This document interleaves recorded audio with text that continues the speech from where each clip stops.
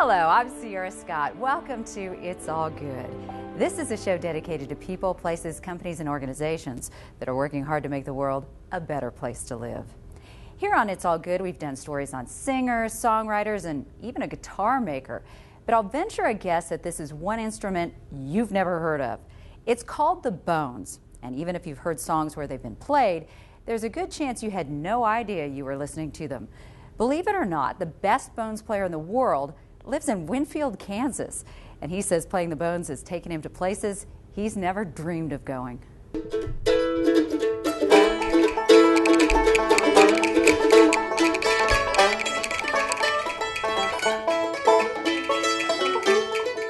This is what the bones sound like, at least when they're played by the best bones player in the world.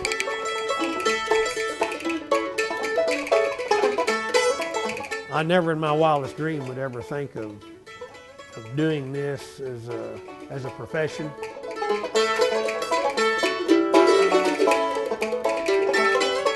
So how in the world does someone become a bones player? Barry Patton says it started with an accident involving Cecil Hyatt. And he slammed my finger in the car door, and that's what happened to that finger right there. That's how this whole deal got started, believe it or not. At that time, Barry was 13 years old. He said, "Oh my gosh," he said, "I slammed your finger." I said, "Oh, it's not bad." And little did I know it had crushed the whole end of it. I didn't know it, and I was going there like this. And I feel so bad. He said, "I'm going to give you a set of bones." Not only that, he gave Barry his first lesson. He was there in the car, and he was showing me how to do that. And I thought, I'll never learn how to play the bones, not like Cecil. He was a good man at setting you down and saying, "Now this is how you hold them. You know, and they need to be between the index finger and the middle finger, and you got to put the pressure and the bows away from each other." And more or less told you the movement to make the roll. You know, the ta ta ta ta ta ta ta ta ta. You know, and then you do a figure eight, and then you do the stop. And you're making a lot of that rhythm by just clicking, by just snapping your wrist. I'm going. Sounds easy, right? It's not. And I heard them, and I went, you know, that is a really unique sound. And I was a drummer at the time. Virtually dropped the drums, picked up the bones. And he's never looked back since. With his right hand in a cast, Barry initially started playing with his other hand. So I was playing left-handed just here in the house and thinking I'll never learn these. So I just put them up. And a day would go by. Well, I'd get them out and I'd play a little bit, and I couldn't get it. And one day it hit me. About 30 days after I got them, I thought, oh, there's that sound I'm looking for. A sound like this. Barry can play bones with both hands equally well, which is something very few people can do. I practiced, and I basically just a lot of practice. I guess you could say that Barry was born with music in his bones. Barry's grandfather was a fiddle player. His uncle Byron Berline is a fiddle player too. Some say he's the best in the world. Berline was a studio musician, so Barry started practicing with copies of the albums Byron sent to him. Very up-tempo bluegrass. You know, he was kind of on the cutting floor of almost newgrass. The stuff you hear today that's more progressive. At that time, Byron was playing with people like the Rolling Stones. Today, Barry is being joined by Vicki and Mike Theobald. These three performers are so good, they play together for us without even rehearsing first. You know, when I was 13, I did it because I wanted to be in with the bluegrass band because my uncle was so popular then, and he still is today, you know. And then eventually one thing led to another, and it just kind of exploded. Because of his amazing ability to play such a rare instrument, he's had all kinds of amazing experiences. When Barry turned 17, he auditioned for Mason Williams, who wrote Classical Gas. And thinking I would not get into, but he said, "No, you're playing tonight with a symphony." And since then, I've always been his bone player, you know, until he retired. And that was a big highlight in my career, getting to sit on stage with Mason Williams in playing classical gas. Barry has also played the bones in China. We did like 7, 8 different shows through Beijing, Shanghai, Ningbo. We did some of the bigger cities we toured and had very big crowds.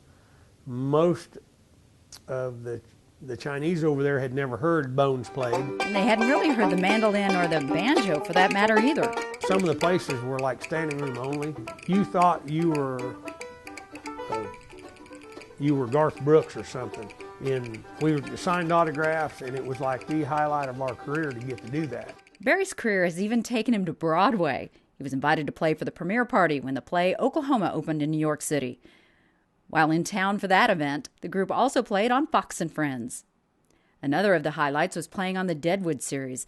They flew Barry and the group out to Hollywood, California to shoot a part in the movie. We went out there, and I would have never in my wildest dreams ever got to think about, let alone being in the movie, but playing the background music for it. And if you get to listen to it, you really hear the fiddle and bones mainly through the whole wedding scene.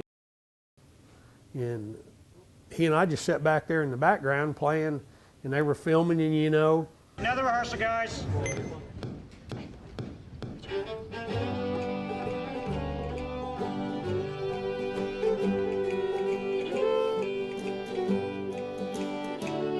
You know, they went in and dressed you all up. You got your garb on and a little dirty derby hat, and you sit up there on a buckboard, and you basically had to airplay everything. You couldn't touch the strings. You couldn't play the bones. You had to act like you were playing them. Was that hard? Yeah, a little bit, because we would have sound directors over there. I hear that bass. They'd recorded the music in a recording studio earlier that day and had to just go through the motions for this shot. Hollywood's Hollywood. They'll promise you the world, and hopefully the check's in the mail. You know how that works. Barry was also on Megan Mullally's talk show, not just once, but twice. The producers of the show contacted him after seeing a clip of him on YouTube. But they wanted to teach her how to play the bones. So she tried to play them, and she was, it was a great experience. Get to meet her, and then get to meet some of the other stars that were actually on the show. And 30 days later, this producer calls me again, says, would you come out and do another one of those shows? We want to see how she's progressed in this bone playing deal. I said, you're kidding me. No. Was she any better? She got, not really, she could hold them. She knew which way to hold them. You know, but as far as getting any rhythm out of it, you know, that takes a little doing. Like Vince Gill, he's tried to play the bones, and he said, I think if I need a bone player, I'm calling you, Barry. It'll be quite a long time to do, you know, to get them both going.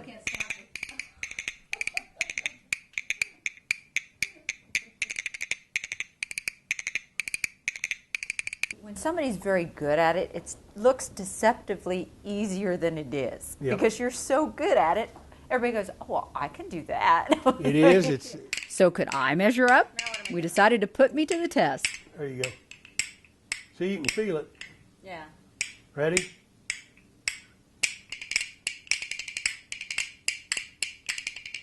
Aren't I good?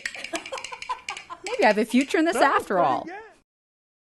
And I call them cowboy castanets now. I just like the way these record. Then you can just tone them down just a little bit. And just Bones were originally made out of real bones.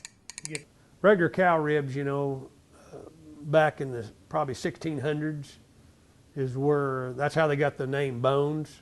There's just so much difference, and they're heavier. I don't like the way, you know, because they were made out of cow ribs or shin bones out of a cow or out of a bison, say a buffalo. We got some made out of deer. But now they're usually made of something else. You know, any good hardwood, but Osage orange, like I was saying, that is what I make mine out of. That's called hedge or bodark. It's a yellow wood, and it is like it's the hardest wood in Kansas as far as I'm concerned. They can also be made of ebony or rosewood. These were made over in Germany. And each has its own distinct sound.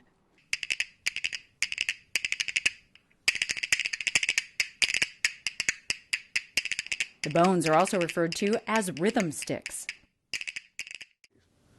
You know, the minstrel show days, they were made out of wood. You know, I've kind of studied that, and they were all the wooden bones. Bones playing actually began overseas. They even go back to as far as Egyptian times. Irish music, they play them a lot in Irish back in the early, 1800s, somewhere in there. They're made out of rosewood. I mean, they're almost ear-piercing. Yeah. But back in those days, they didn't have microphones.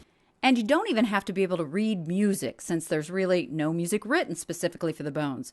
But that makes it sound a lot easier to do than it really is. I don't know, there's probably 4 really main rhythms I do. I actually I make up that part as I go. I can hear it, you hear it in your head, you get it in your head, how that song goes.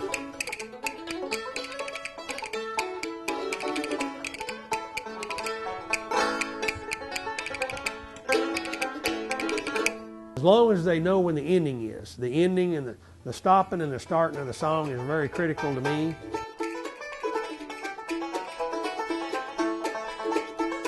There's music for drums, but there's no double click here, click in a roll and a figure 8 here, because everybody plays to their ear.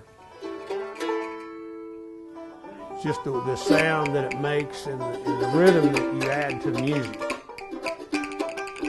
People come up and say, you know, it adds so much to the music. It fills up the gaps in between the banjos and the fiddles and the guitars. You know, so I kind of take the place of the drummer when the drummer's not around, but we have a duo every once in a while. That'd be fun.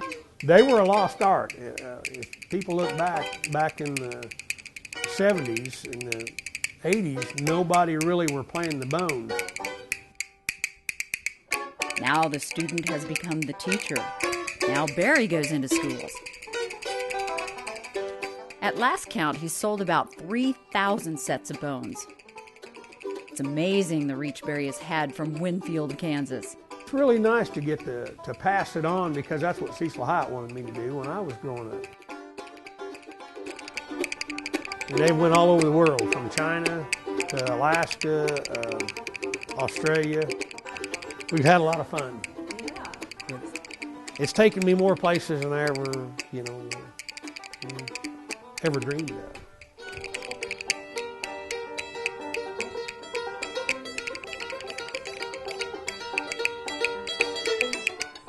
Yeah, it's and I'm just a diesel mechanic here in Winfield.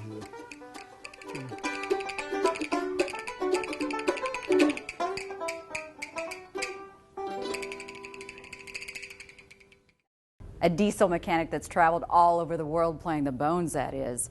If you want to learn to play the bones, Barry has this website where you can even buy a pair and get an instructional DVD where he teaches you how to play them.